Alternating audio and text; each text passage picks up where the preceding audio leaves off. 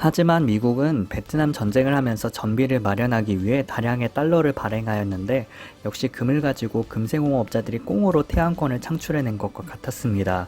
마찬가지로 원래 화폐를 발행하고 화폐가 유통되는데 금이 큰 의미가 있는 것도 아니었습니다. 근데 프랑스 같은 나라들이 자꾸 금을 빼서 미국의 금태환 제도를 위협했습니다.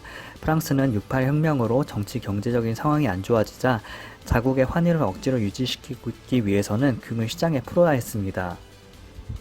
그래서 프랑스도 금이 고갈되었고 이때 풀어야 될 금을 미국 달러의 금태환 제도를 통해 요구했기 때문입니다. 영국 등 다른 나라들도 이런 미국의 금태환 제도에 의문을 품기 시작하고 금을 인출하는 등 난리가 났습니다. 결국 애초에 화폐가 가치를 가지는 데 있어 금이 필요한 게 아니었기 때문에 71년에 미국은 금태환 제도를 정지함으로써 금본위 제도의 종말을 선언합니다. 세계의 많은 사람들은 금이 달러의 가치를 뒷받침하는 줄 알았기 때문에 당시의 사재기로 물가와 유가가 오르고 난리가 났었지만 이내 진정하게 됩니다. 어차피 달러란 미국 정부의 신용에서 비롯된 빚이었기 때문이죠. 갚아야 될 게 없었음에도 달러가 시장에서 잘 돌아가는 걸 보고서 사람들은 마침내 현대 법정화폐에 대해서 알아가게 됩니다. 이에 각국은 1976년 자메이카 킹스턴에 모여서 새로운 국제 환율 제도를 논의하였는데 내용은 다음과 같습니다.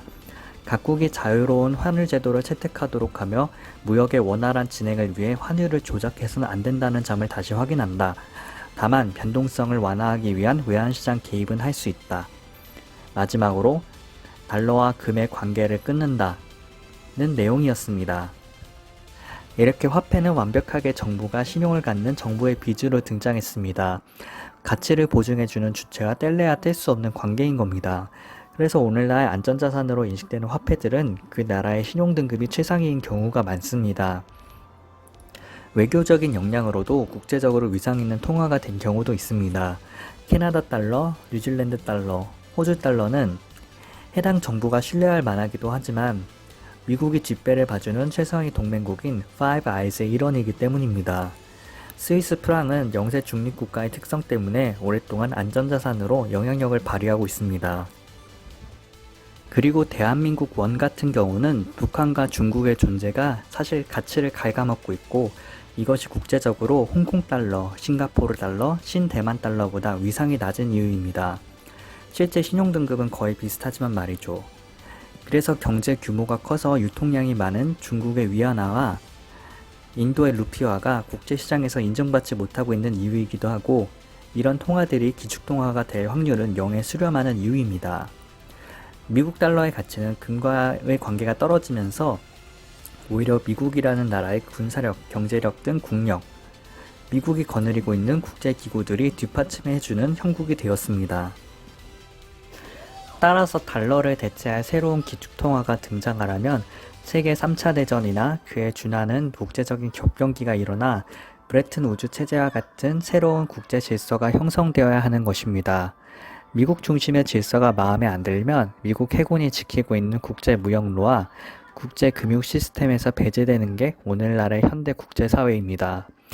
북한이 제재를 받는 것도 국제사회의 각종 어그로를 끌면서 도발해왔기 때문이고 북한 김정은이 북한 내에서 신격화되며 절대적인 권력을 행사하고 있음에도 불구하고 북한의 원이 북한 내에서조차 전혀 신뢰가 없어 정작 북한 사람들의 거래에는 달러, 위안화, 유로가 쓰이는 이유도 북한이 오늘날 국제무역, 통화, 금융 시스템에서 배제되고 북한이라는 나라 자체가 신뢰가 바닥이라서 현대 화폐의 기본적인 요건도 충족을 못하기 때문입니다.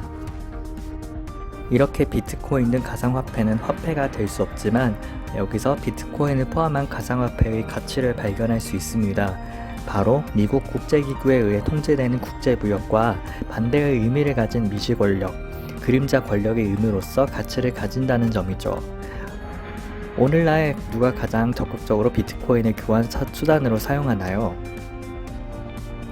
바로 미국의 통제에서 벗어난 테러 집단, 북한, 이란, 쿠바 등 현대 국제금융기구 중심 금융이나 무역 시스템에서 배제된 곳에서 적극적으로 쓰이는 겁니다.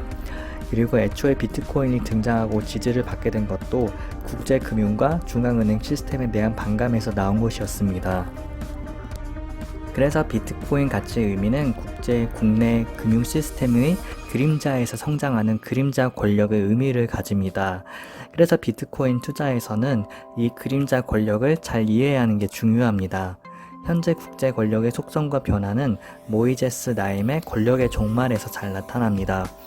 현대에서 생산성과 인터넷, SNS 등 사회적 연결성이 폭발적으로 증가하면서 국제기구, 정부, 다국적 기업으로 대표되는 거시경제의 힘도 절대적 수치로는 강해졌고 여전히 강한 영향력을 발휘하기는 하지만 테러 집단, 북한과 같은 아웃사이더 국가, NGO, 암시장, 투기 세력, 자금 세탁 등으로 대표되는 미시 권력들의 힘의 비중이 상대적으로 더 늘어났다는 것이 책의 요지였습니다.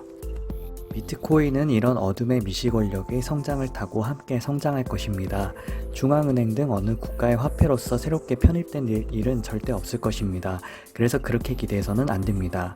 화폐가 한 정부가 강제한다고 해서 쓰이는 것은 아닌데다가 애초에 반정부적인 성격이 있어서 중앙정부에 의해 채택된다는 게 말이 안 됩니다. 금, 은과 비슷하면서도 다른 의미를 가진 대한자산으로서는 가치는 있을 것이며 거기서 투자점을 발견할 수는 있을 것입니다. 코로나 사태로 인해서 미국이 혼돈에 휩싸이고 세계 무역 질서가 어그러졌던 올해 비트코인의 가치가 많이 올랐습니다. 불안을 의미하는 금과는 달리 거대 권력의 공백을 의미한다고 말할 수 있겠네요. 다만 지나치게 많이 오른다면 당연히 기존의 금융 질서를 대표하는 세력들의 견제를 받을 것이기 때문에 이 부분은 투자에 유의해야 할 점입니다.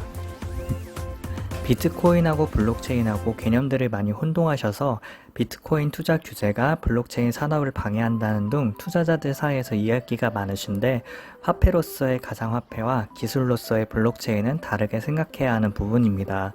많은 나라들이 블록체인을 활용한 디지털 화폐 발행에 관심을 갖고 블록체인 산업에 투자하고 있는데 이거는 그냥 지폐의 모양을 바꿔서 디지털화를 시킨다는 얘기지 현재 돌아다니고 있는 가상화폐와는 하등 관계가 없는 얘기입니다. 특히 다양한 활용 용도가 있는 이더리움과 달리 화폐로서의 의미가 강조된 비트코인은 더더욱 그렇습니다. 워런 버핏이 블록체인 산업에 투자했다고 해서 그것이 가상화폐의 가치를 인정한 것도 아닙니다. 비슷한 얘기로 사람들에게 사기를 치고 다니는 분이 더 이상 없었으면 하는 게 제 바람입니다.